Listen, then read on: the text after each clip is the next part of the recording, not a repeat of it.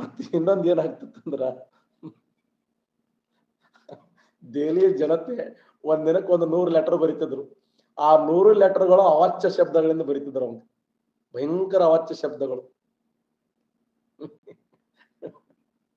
ಆಮೇಲೆ ಯಾರು ಬರೀತಾರ ಲೆಟರ್ ಅಂತ ಗೊತ್ತಿರಲಿಲ್ಲ.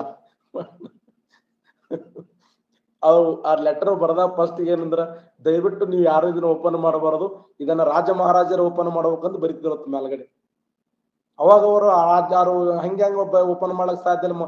ಹೋಗಿ ಪ್ರತಿದಿನ ದಿನನಿತ್ಯ ಆ ಒಂದು ದೆಹಲಿ ಜನತೆ ಅವಾಚ್ಯ ಶಬ್ದಗಳಿಂದ, ಈ ಅವಾಚ್ಯ ಶಬ್ದಗಳಿಂದ ಬರೆಯುವುದನ್ನು ಕೇಳಿ ಯಾಕಪ್ಪ ಇಲ್ಲಿ ಇರ್ಬೇಕು, ಇಲ್ಲಿ ಇರೋದೇ ಬೇಡ ಅಂತ ಹೇಳಿ ನೋಡಿ, ಇಸ್ಲಾಂ ಧರ್ಮವನ್ನು ದಕ್ಷಿಣ ಭಾರತಕ್ಕೆ ಪ್ರಚಾರ ಮಾಡಬೇಕು, ಮಂಗೋಲಿಯನರ ದಾಳಿಯನ್ನು ತಡೆಗಟ್ಟಬೇಕು, ಮತ್ತು ಪ್ರತಿದಿನ ಆ ದೆಹಲಿಯ ಜನತೆ ಅವಾಚ್ಯ ಪದಗಳಿಂದ ಪತ್ರ ಬರೆದು ಅವನ್ ತೊಂದರೆ ಕೊಡ್ತಿದ್ರು.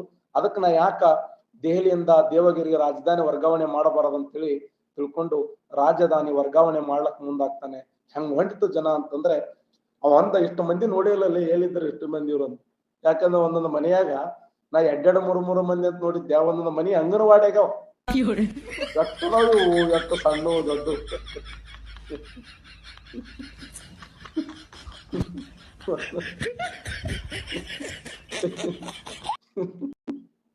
ಒಂದೊಂದು ಸಣ್ಣ ಹೋದವ 5-6 ರೊಟ್ಟಿ ಉಣ್ತಾವ. ಇವಕ್ರಿ ಯಾಕರೆ ಯಾವಸು ಹೊಂಟಪ್ಪ ಅಂದವ. ಮೊಮ್ಮಂತನ್ ತಗೊಲಕ್ಕನ ಜೀವನದಾಗ ತಪ್ಪು ಮಾಡಿದೆ ಅಂದ. ಎಟ್ಟದವಲ್ಲಿ ಒಂದು ಮನಿ ತುಂಬಾ ಅಂತೇಳಿ ಒಂದೊಂದು ಮನಿ ಅಂಗನವಾಡಿ ನೋಡಿದಂಗ ಅಟ್ಟು ಮಂದಿ ಹೋಗರೆ ಎಲ್ಲ. ಒಂದು ಇಸ್ಲಾಂ ಧರ್ಮದ ಪ್ರಚಾರ, ಮಂಗೋಲಿಯ, ಆದ್ರೂ ಅವ್ನ ಹಠ ಹೆಂಗಿತ್ತಂದ್ರೆ ಯಾರು ಉಳಿಬಾರದು ಅಂತ.